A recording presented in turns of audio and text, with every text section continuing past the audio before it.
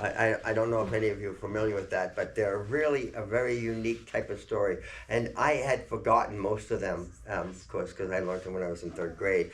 Until as an adult, I ran into this little kid who said, "Mama, Mama, tell her about the green gorilla." And I was like, the green gorilla. So, I drive a lot for my job. I travel a lot extensively. And quite often into Maine. I don't know if any of you have been up in Maine. I mean, northern Maine. There's only one thing up there: trees. You could drive for hours. You could probably drive for days, just driving down these dirt roads with nothing but trees. Trees, trees, trees. No trucks, no cars, no people, no animals, just trees, trees, and trees. And you'd be driving along there. After a couple of hours, you start going like, I really wish I could see something different than trees. And that's exactly where I was this particular day, just driving along, going like, oh my goodness, just trees. When all of a sudden I saw far off in the distance a little spot in the sky. And I thought, well, that's different. But that little spot grew and it got bigger and bigger and bigger, and soon I realized it was a cloud. It was a black cloud. It was a huge black cloud that soon blotted out the whole sky. And I noticed that underneath that cloud there was rain falling. And I don't mean it was just falling. I mean it was more like a waterfall of rain pouring out of the cloud, which is not usual for Maine, but that was the case this time. And that wave of water was coming down the road straight at me. And I'm driving going like, this is not going to be good. And it wasn't, because when that wave of water hit me, it grabbed my car, picked it up, tossed it into the ditch next door, and next thing I know, the water is filling up the ditch, the rain is pouring down, the thunder is roaring, the lightning is flashing, and I'm really scared. I'm looking at the side of the car, and I'm seeing the water that's rising up, and I'm thinking, if I don't get out of this car pretty quick, I'm going to drown. So I roll down the window, and I climb out of the window, and I jump into the ditch, and the water is pouring down, and the rain is terrible, and the lightning flashing, thunder's roaring, and I crawl up the bank, and I get up on the middle of the road, and I'm just all by myself, and the car starts to fall down the side of the stream, and I'm like, oh my goodness, there goes my car, and I'm standing in the road, and the lightning's flashing, thunder's running, and I gotta get out of this road. So I ran into the forest on the other side, because I'm not gonna run back into the ditch, and I run into the forest, but as soon as I ran into the forest, I realized the trees were only like this wide, and once you get past it, it was a field. And in the middle of the field, I see way off in the distance a great big mansion. And I think, oh my goodness, that'd be a lot better place to be than out in the field in the middle of a storm like this. So I start running for the mansion, and I'm running to the field, and the water's just building up, and I finally make it to the mansion. And there's these huge steps. They just go up and up and up, and you finally come to the front door, and the front door is like bigger than those doors, like 4 times bigger than those doors. There's huge front doors on a huge porch, and there's a great big door knocker on one of the doors. So I grab the door knocker, and I start slamming on the door knocker, and then I wait a minute till they want to just give a guy a chance to answer the door, but didn't wait long, because there's still, the water's pouring down, and the thunder's roaring, and the lightning's flashing. So I go back over, and I'm about to grab when all of a sudden the doors open up, and there is a very strange man with huge jowls and a tuxedo on. He kind of looked like a cross between a bulldog and a penguin. And he says, may I help you? It was a butler. I said, I'm stuck in the rain. My car's in the ditch. It's already floating away. I need to go tow truck. I really don't. He said, please step in. So I step in and I walk. It's this huge room. It was a really big room, and it just goes on and on forever. And there's doors down one side, and doors down the other side, and doors down the back side, and then you go up to another level, and there's a fence that runs all the way around like a catwalk. It's like balconies, but they're all connected, and it just goes up another level, and there's more doors going around there on the second floor. And then on the third floor, there was a lot of rooms there, and he takes me over to one door, a very smaller door, and it's kind of a weird shaped door, like 2 doors that are together, and then he presses it, and the doors fold open.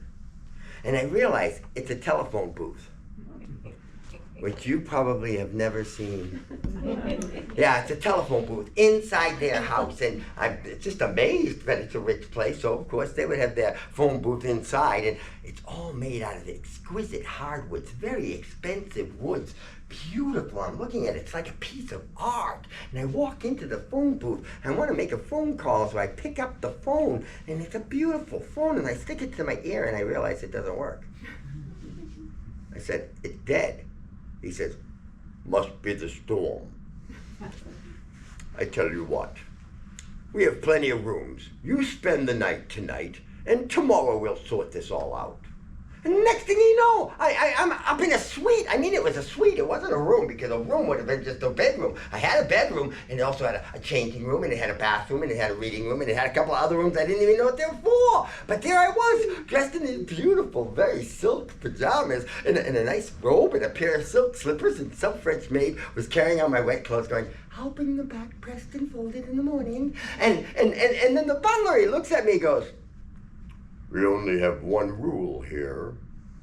Don't touch the green gorilla." And he turns and he walks out of the room, and I'm thinking, what? Green gorilla? I've never heard of a green gorilla. I've heard of a brown gorilla. I've heard of black gorillas, white gorillas. I've heard of all kinds of gorillas. I've heard of red butt gorillas, but I never ever heard of a green gorilla. I'm thinking, what is a green gorilla that they don't want me to touch? But maybe it's the paint. Maybe it's a green painting. So I start looking around the room, and I can't see anything that's green, never mind a gorilla. And so I go to the next room, and the next room, and the next room, and I check out the whole suite. There's nothing green, there's no gorillas. I'm thinking, what could this green gorilla be that, well, it doesn't matter. I can't find it anyway, I can't touch it, I don't have to worry about it. I get myself into bed and pull the blankets up, and I'm lying there with my eyes wide open, thinking about green gorillas. Can't sleep. And I think to myself, he says, the only rule is don't touch the green gorilla. And I can't find a green gorilla to touch. Maybe there is no green gorilla to touch. And if there was no green gorilla to touch, then there'd be no rules. And if there's no rules, well, that thought made me a little anxious and excited at the same time. But since there were no rules, I thought then it doesn't really matter what I do. I'll just go look for the green gorilla, because there's no rule against looking for a green gorilla. So I got up, put my bathrobe back on, put my fuzzy slippers back on, and I went out in the hallway, and I started looking through all the other suites for a green gorilla. I'm thinking, maybe green gorilla means emerald. Maybe it's a statue, a green emerald statue. That would make sense. They wouldn't want me touching any green emeralds. And I'm going to room to room to room to room. I'm not finding anything green. I'm not finding anything gorilla-like when I get to the end of the hallway. And at the end of the hallway, there is a pair of doors. They're metal doors, and they slide open. And I go, oh, that's an elevator. I know what an elevator is, so I go into the elevator, and I'm looking for a button to press. Figuring, there's always stuff in the elevator, but there's no buttons in this elevator. Not even any signs in this elevator. There's not even a license in this elevator, and that starts to make me nervous, because all elevators are supposed to have elevator licenses. When all of a sudden the door's shut and the floor drops, and I'm like flying down and down and down and down and down. I'm like, whoa, this is going down really far. And I was only on the second floor, and going down and down and down, and it stops. And the doors open up, and I'm looking at a hallway. It was just a short little hallway with a wooden door at the end of it. Yeah. And the door was locked. I could tell it was locked because the lock was on my side. So I walked up and I unlocked the door. And I opened up that wooden door. And you know what I saw on the other side? A green gorilla. No, another hallway. Just like that short hallway I had walked through, except at the end of this hallway there was a glass door. It was a smoky white glass door, kind of like what you might see in a fancy office building. And it was locked. I could tell it was locked because the lock was on my side. So I unlocked the lock and I opened the door and I walked through, and you know what I saw? A hallway. Another hallway. And this one had a steel door at the end of it. It was a big steel door, big rivets everywhere. And it was locked. Of course, it was locked, and the lock was on my side. So I just went and unlocked the lock, opened the door, and you know what I saw? What? Another hallway. No. A green gorilla. It was a room. A room. And in that room, there was an iron cage. And in the middle of that iron cage, life-size and bright green, was a gorilla. It was a green gorilla, a real green gorilla. It really was a green gorilla. I didn't know if it was a real green gorilla or not, or just some kind of statue or something. And I'm looking around at the green gorilla. It's perfectly still. It's not moving. But it was really, really, really excellently life-size. It looked just like it was a gorilla. It really looked like a live gorilla, except for one thing. I'm looking at this gorilla, and I don't see one single hair out of place. And I'm thinking, that's it, right? if it was a real animal, if it was a real anything, a hair would be out of place. It couldn't be perfect, right? And this green gorilla was perfect. But I did not know what that green gorilla might have been made out of. It was really, really shiny and green. It could have been plastic, could have been emerald, could have been painted. I just didn't know, and I was getting really, really curious. So you know what I did? I reached between the bars and I touched. The green gorilla. What? I did. I touched the green gorilla.